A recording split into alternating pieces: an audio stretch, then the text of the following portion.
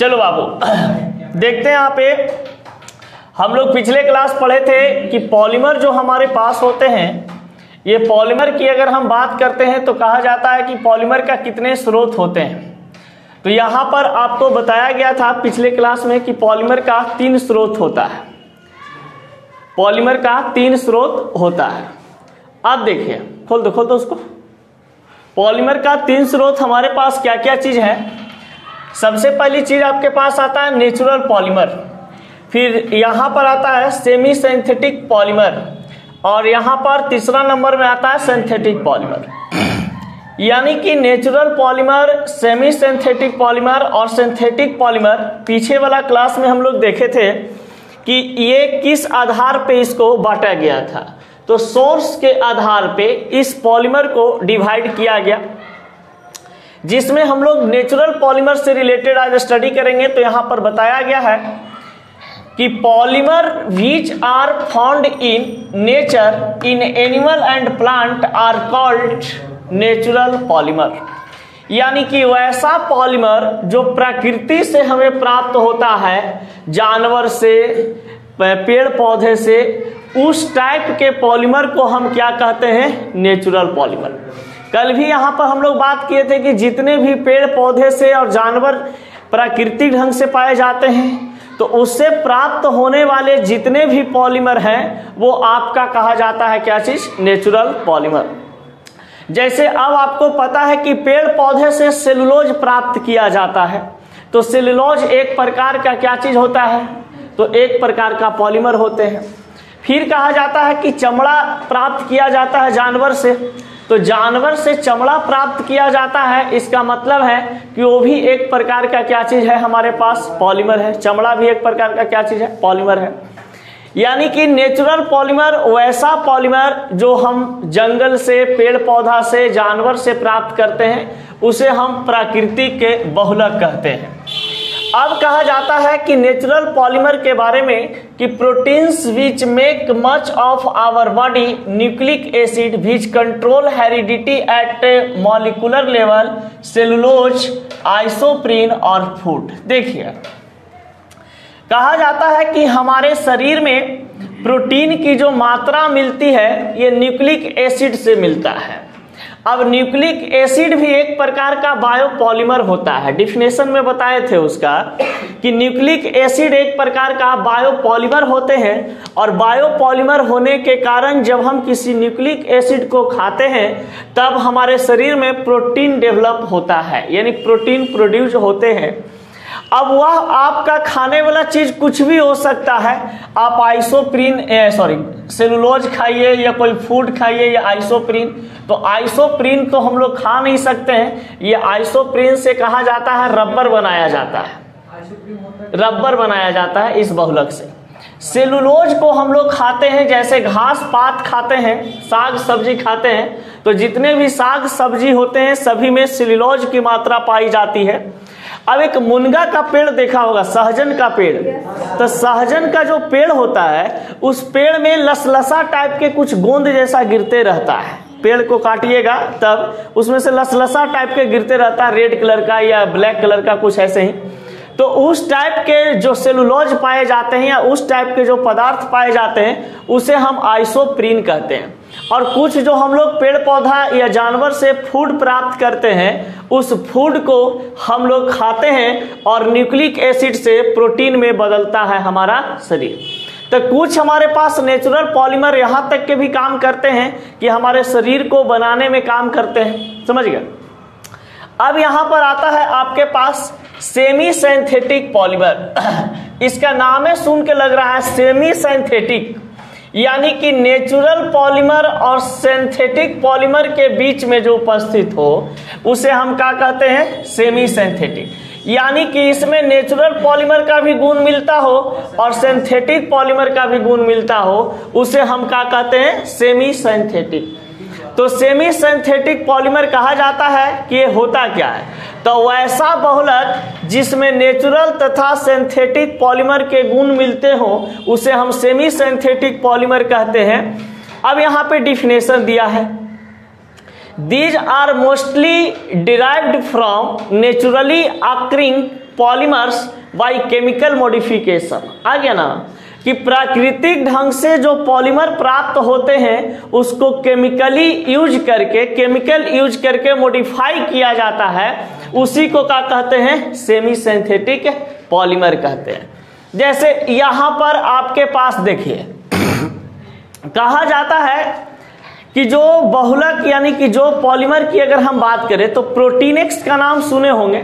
ये जो जिम वगैरह लड़का जाते हैं वो प्रोटीन पीते हैं या खाते हैं शरीर बनाने के लिए, तो कहा जाता है कि उसमें बहुत प्रकार के सीड मिलाए जाते हैं, यानी बीज मिलाए जाते हैं, सोयाबीन के सीड वगैरह ये सब बहुत सारा चीज नेचुरली ढंग से, और उसमें फिर केमिकल भी मिलाया जाता है, यानी नेचुरल सीड्स हो गए और कुछ केमिकल उसमें मॉडिफाई किया गया, मिक्स किया गया, मिलाया गया और एक पदार्थ बना दिया गया जिसको हम क्या कहेंगे, सेमी सिंथेटिक्स पॉलीमर के रूप में कहेंगे।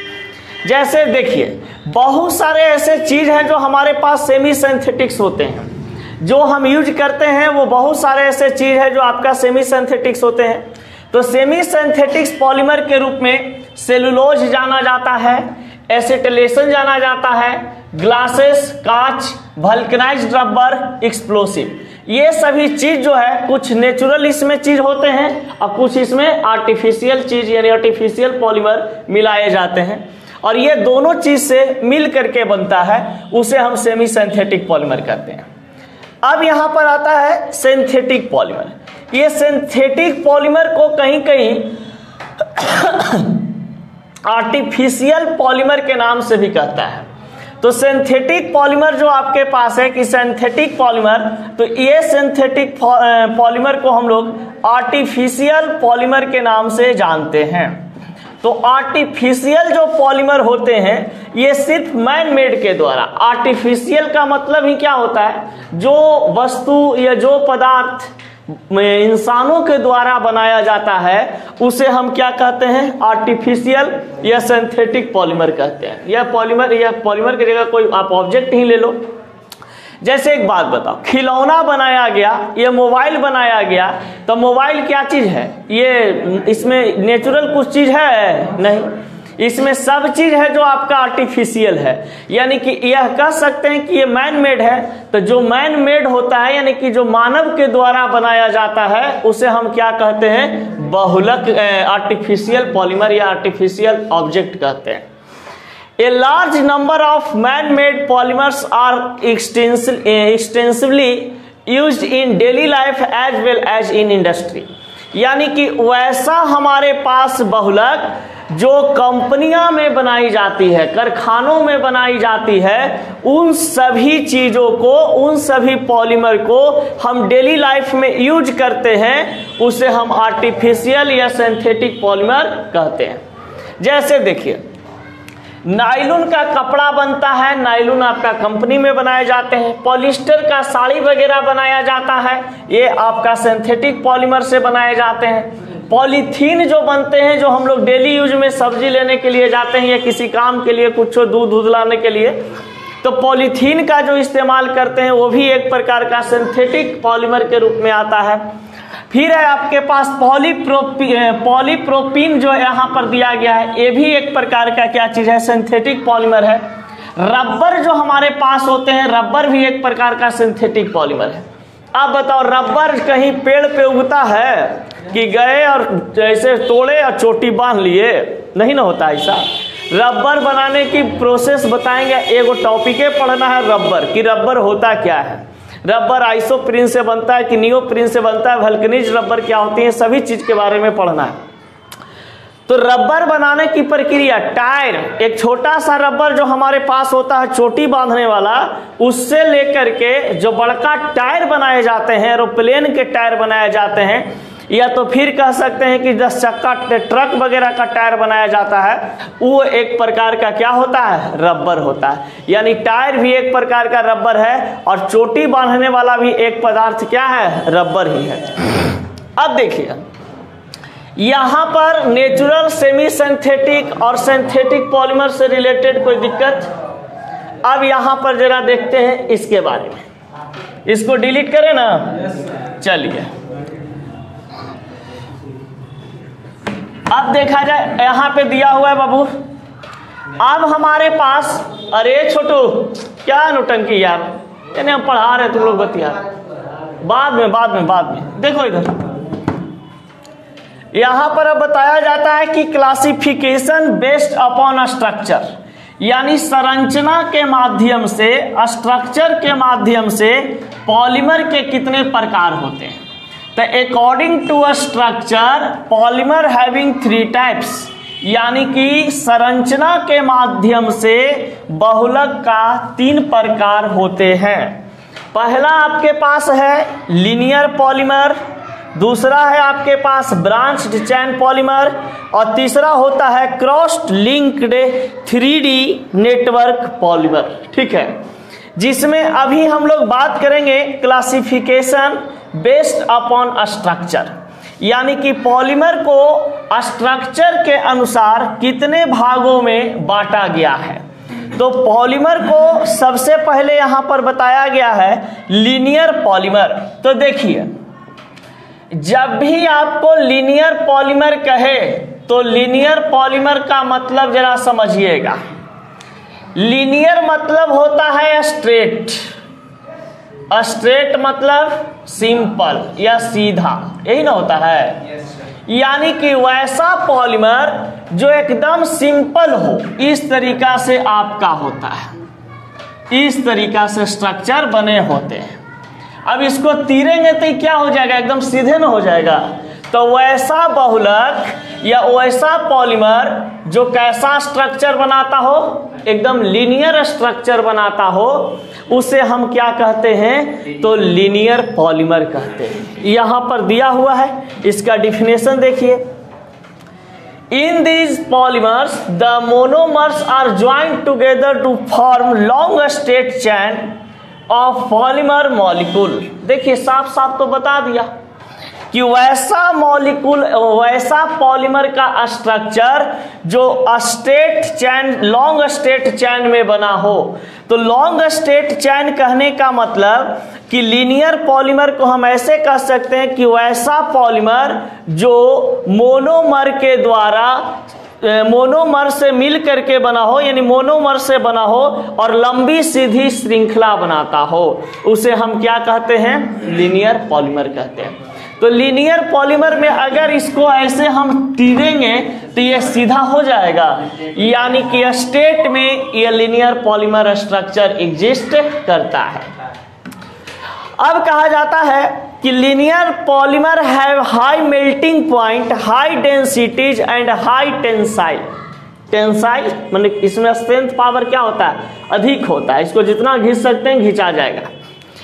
यानी कि जितने भी लीनियर पॉलीमर होते हैं उसका मेल्टिंग पॉइंट अधिक होता है, डेंसिटी भी अधिक होती है और हाई टेंसिल होता है, यानी उसमें तन्यता की मात्रा का होती है, ज्यादा होता है, उसको हम खींच सकते हैं।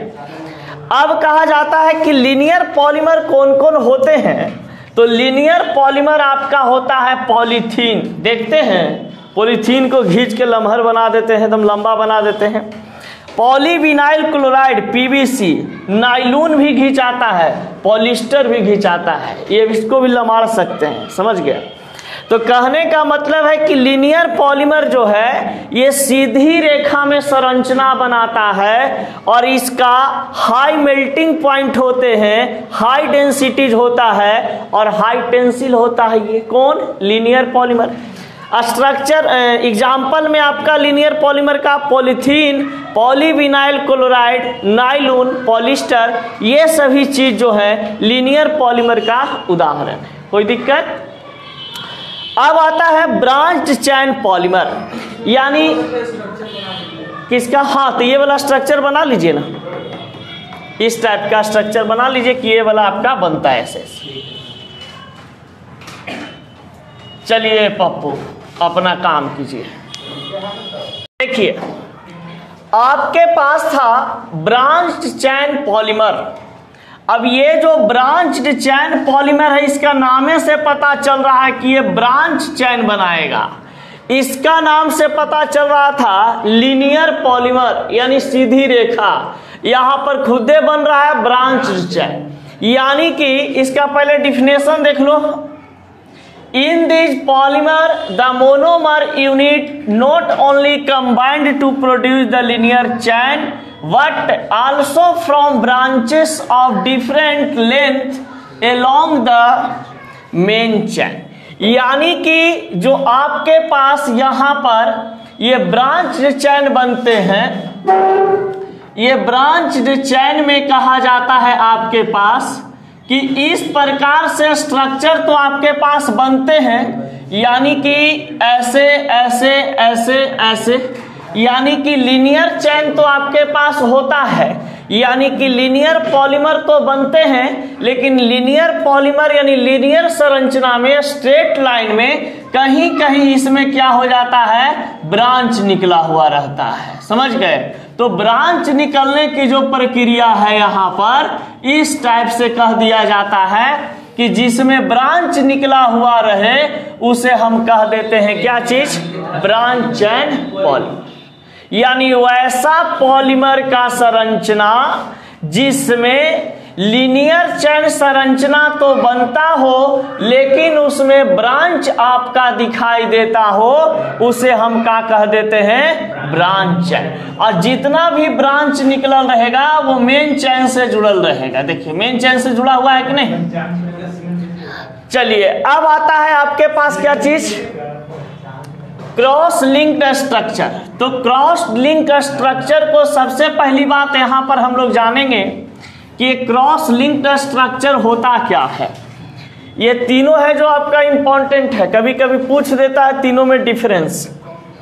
क्रॉस लिंक्ड को हम लोग 3D नेटवर्क पॉलीमर के नाम से जानते हैं, यानी कि क्रॉस लिंक्ड स्ट्रक्चर जो होते हैं इसको हम लोग 3D नेटवर्क पॉलीमर के नाम से जाना जाता है। ठीक है, अब यहां पर बताया जाता है कि in this polymer the initially formed linear polymer chain are joined together to form 3 dimensional structure. अब देखिए क्रॉस लिंक्ड स्ट्रक्चर की अगर हम बात करते हैं, तीसरा में यहां पे बताया जाता है कि 3D नेटवर्क पॉलीमर। तो 3D नेटवर्क पॉलीमर कहने का मतलब साफ साफ है कि वैसा हमारा पॉलीमर का संरचना जो स्ट्रेट लाइन में भी हो, ब्रांच चैन में भी हो, यानी कि ये आपका इस प्रकार से तो होता होगा लेकिन इसमें बहुत सारी रेखाएं इसमें जुड़ी हुई होती है और ये आपका 3D स्ट्रक्चर बनाता है। कैसा स्ट्रक्चर बनाता है, 3D स्ट्रक्चर, यानी कि इसको हम एक्स एक्सिस, वाई एक्सिस और जेड एक्सिस तीनों में देख सकते हैं। इस प्रकार के पॉलीमर संरचना को क्या कहा जाता है, 3D polymer, 3D network polymer. यानी कि 3D पॉलीमर कौन कौन होते हैं और इसका गुण क्या होता है वो देखिए। जितने भी 3D नेटवर्क पॉलीमर संरचना रखने वाले पॉलीमर होंगे वो कहा जाता है कि हार्ड होते हैं, रिजिड होता है और ब्रिटल होता है। यानी कठोर तो होता ही है लेकिन उसको यदि आप कस के हथौड़ी से पीट दें तो वो चूर चूर हो जाएगा। समझ गए? ये आपका गुण रखता है कौन, 3D वाला आदमी। जैसे बेकेलाइट, यूरिया फॉर्मल्डिहाइड। तो बेकेलाइट जो आपके पास है, देखते होंगे कि कहीं आपका टंकी घर में लग रहा हो तो एक मोटा मोटा पाइप आता है, वो मोटा मोटा पाइप पर लिखे रहता है ऊपर से बेकेलाइट। यानी कि मोटा पाइप जो बना हुआ है वो एक प्रकार का क्या चीज होता है, बेकेलाइट का बना होता है, जिसको हम लोग कहते हैं कि फाइबर से बनल है या तो प्लास्टिक का बना हुआ है जिसको पाइप कहते हैं। तो वो पाइप जो प्लास्टिक का बना हुआ है वो क्या चीज रहता है, बेकेलाइट रहता है। और यूरिया फॉर्मल्डिहाइड जो यहाँ पर आपके पास है, यूरिया फॉर्मल्डिहाइड हम लोग यहाँ पे जो लिखे हैं, ये भी एक प्रकार का 3D नेटवर्क पॉलीमर के रूप में एग्जिस्ट करता है। यहाँ तक कोई दिक्कत? ये सब स्ट्रक्चर आप इसके नीचे आप लिख लीजिए तो ज्यादा बेहतर होगा, जो कॉपी में आप लिखे होंगे। यहां पर कहा बाबू कि पॉलीमराइजेशन के आधार पर, कॉपी किताब बाद में बंद करिए, पहले देखा। पॉलीमराइजेशन के आधार पर बहुलक का वर्गीकरण किया गया है कौन कौन से मेथड से। यानी कि बहुलक का वर्गीकरण पॉलीमराइजेशन के आधार पर। यानी कहने का मतलब है कि classification of polymer based upon polymerization. अब पॉलीमर तो हमारे पास बहुत सारा होते हैं, अब इसमें कहा गया है कि पॉलीमराइजेशन, तो पॉलीमराइजेशन क्या होता है? पॉलीमर बनाने की विधि को क्या कहते हैं? पॉलीमराइजेशन कहते हैं। तो पॉलीमराइजेशन जो आपके पास है, ये कहा जाता है कि पॉलीमराइजेशन के आधार पर पॉलीमर को दो भागों में डिवाइड किया गया। पहला है एडिशनल पॉलीमर और दूसरा है कंडेंसेशन पॉलीमर। इस एडिशनल पॉलीमर को हम लोग हिंदी में योगात्मक बहुलक कहते हैं और कंडेंसेशन पॉलीमर को हम लोग कहते हैं संघनन बहुलक। ठीक है, तो ये एडिशनल पॉलीमर में देखिए कहा जाता है कि एडिशनल पॉलीमर जो भी यहाँ पर आपको दिखाई दे रहा है, इसको कहता है कि व्हाट इज एडिशनल पॉलीमर। तो इसमें ऐसे लिख सकते हैं, आपका लिखा हुआ है कि additional polymer are formed by the repeated addition of large number of same और different monomer possessing double and triple bond and the process by which addition polymer are formed is called additional polymerization। यानी कि इससे हमको यही समझ में आता है कि डबल बॉन्ड या ट्रिपल बॉन्ड वाले जितने भी मोनोमर होंगे, उस मोनोमर के द्वारा जो पॉलीमर बनाए जाते हैं उसे क्या कहा जाता है? Additional polymer. जैसे हम लोग पढ़े थे होमोपॉलीमर, एक पॉलीमर का एक होमोपॉलीमर पढ़े थे। तो होमोपॉलीमर में बताया गया था कि आपका एक इथिन होता है, आपके पास क्या होता है? इथिन होता है, और इथिन से क्या बनाया गया था? पॉलीथीन बनाया गया था। इथिन से क्या बनाया गया था? पॉलीथीन। यानी कि इथिन जो मोनोमर है, इस इथिन मोनोमर से पॉलीथीन का बनना एक प्रकार का कैसा पॉलीमर को दर्शाता है? एडिशनल पॉलीमर को दर्शाता है। उसमें हम इथिन का संरचना भी बताए थे, पॉलीथीन का भी संरचना बताए थे। तो ये कहा जाता है कि एडिशनल पॉलीमर जो होते हैं, ये एक प्रकार का होमोपॉलीमर स्ट्रक्चर बनाता है, यानी कि होमोपॉलीमर टाइप आपका ये गुण रखता है। तो एडिशनल पॉलीमर एक प्रकार का क्या होता है? होमोपॉलीमर ये होते हैं।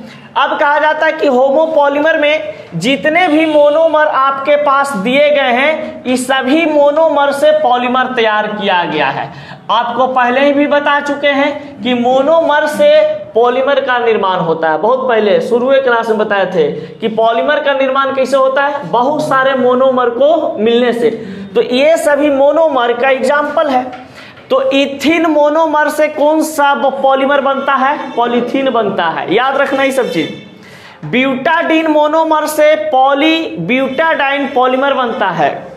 टेट्राफ्लोरोइथिलीन से टेफ्लॉन पॉलीमर बनता है। तो कोई आपसे पूछ दे कि टेफ्लॉन पॉलीमर क्या चीज, कौन सा मोनोमर का बना हुआ होता है, तो टेफ्लॉन जो पॉलीमर होते हैं, ये टेट्राफ्लोरोइथिलीन से आपका टेफ्लॉन बनता है। कभी कभी क्वेश्चन दे देता है कि पीवीसी पॉलीमर जो है, ये क्या चीज का, कौन से मोनोमर का बना हुआ होता है, तो विनाइल क्लोराइड का।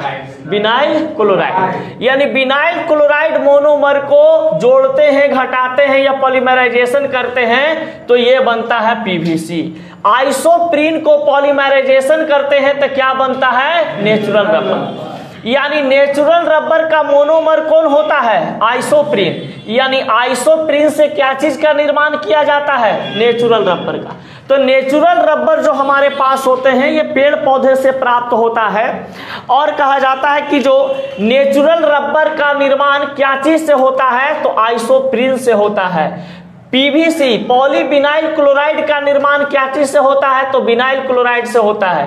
टेफ्लॉन पॉलीमर का निर्माण किससे होता है? टेट्राफ्लोरोइथिलीन से होता है।